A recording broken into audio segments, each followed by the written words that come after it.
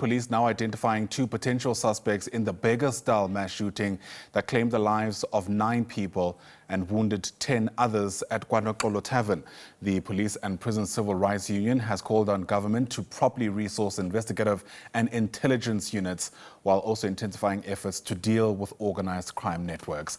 Let's get you more on that impromptu briefing. Bring in SABC News reporter Mbalenhle Mthethwa, who joins us now live from Bekkersdal. And Mbalenhle, we heard an appeal there for the community to come forward to help police track down more of the suspects we understand may have been involved in last weekend's shooting. Yes, certainly. We have received additional information regarding what might have transpired on that fateful night where 9 people were gunned down at the tavern. And what we've heard so far from General Fred Kekane is that it would appear preliminary investigations suggest that more than 10 or around 10 individuals who were draped in Basotho blankets and also wearing balaclavas and have been confirmed to have been speaking Southern Sesotho, stormed the tavern and started shooting indiscriminately in the tavern. And the general really explaining that they have identified 2 persons of interest, even though no arrests have been made so far and no one has been brought in for questioning. However, really just assuring the community here that they will indeed be able to catch those who are behind this heinous crime and bring them to book. And we also heard the acting premier, Jacob Mamabolo, really reiterating those words, saying that he is confident in the law enforcement officers in Gauteng, saying that the work that they have done in regard to making those 2 arrests pertaining to the murder of DJ Warris, as well as the arrest that they have made in regard to the Salisville shooting, saying that that is an indication of the fact that police are indeed committed to bringing perpetrators to book, and that even in this instance, while investigations are continuing, families must rest assured that those behind this crime will also be brought to book in the same way that those behind the murder of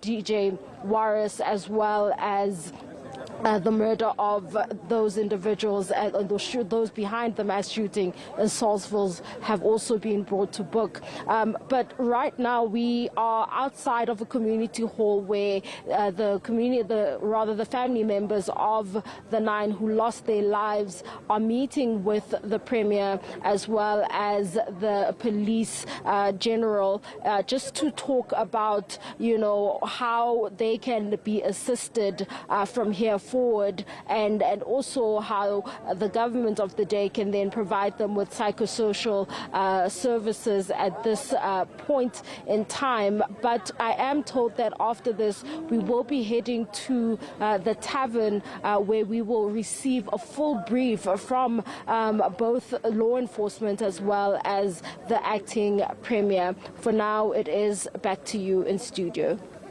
Yeah, and Mbalenhle, before I let you go, I wonder if you're able to describe for us just how the families there, who undoubtedly are grief-stricken, have received the government and police, given what's taken place. Well, the grief-stricken families were crying. There were soft sobs in some corners of the community hall behind us, where some of them were crying as, the reality of what has happened sinks in, really, with the visit from the officials who have come in, not only from the Gauteng provincial government, but also from the local municipality, family, as they were expressing their messages of condolences, there were soft sobs in the area where the family members are sitting, as they face now faced with the challenge of having to lay their loved ones to rest, and some of them saying that they're waiting for family members rather to travel and make their way here to make those arrangements, and others expressing that they may need help or assistance with repatriating the remains of their loved ones to as far as the Eastern Cape. It's a very sad and somber moment inside.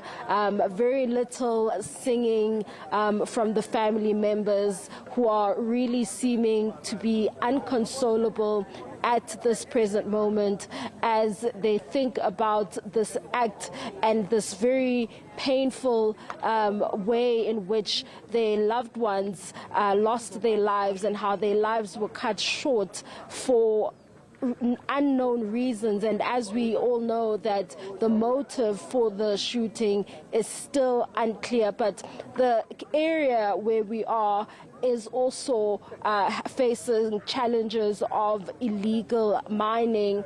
And while police investigations continue, we will be asking the General to find out if they suspect if this might be linked to those illegal mining activities in the area. But it's a very sad moment for this community.